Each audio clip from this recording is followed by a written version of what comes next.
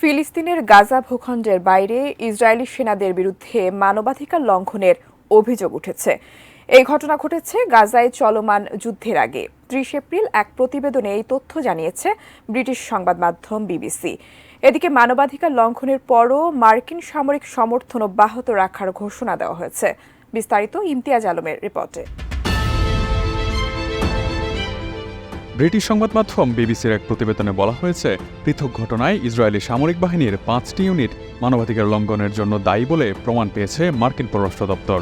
তবে মার্কিন যুক্তরাষ্ট্র বলেছে তারা ইসরায়েলি সেনাবাহিনীকে মার্কিন সামরিক সমর্থন দেওয়া অব্যাহত রাখবে। এই দ্বিমুখী আচরণ মানবাধিকার রক্ষার বিষয়ে মার্কিন যুক্তরাষ্ট্রের এত বাগাড়ম্বর কেবলই লোক দেখানো বলে সমালোচনা চলছে নানা মহলে। মার্কিন স্টেট ডিপার্টমেন্ট বলছে, ইসরায়েল 4টি ইউনিটে সংশোধনমূলক ব্যবস্থা নিয়েছে এবং ৫মটির বিষয়ে অতিরিক্ত তথ্য প্রদান করেছে মার্কিন যুক্তরাষ্ট্রকে।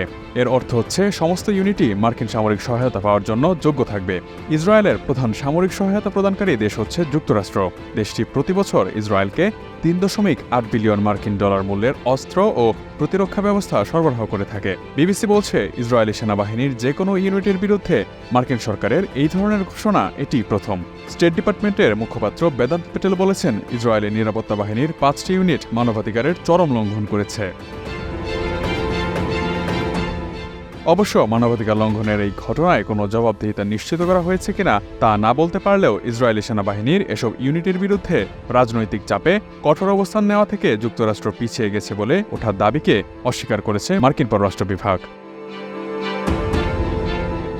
বিবিসি বলছে, সাম্প্রতিক বছরগুলোতে ফিলিস্তিনের অধিকৃত পশ্চিম তীর এবং জেরুজালেমে মানবাধিকার লঙ্ঘনের এসব ঘটনা ঘটছে বলে ধারণা করা হচ্ছে।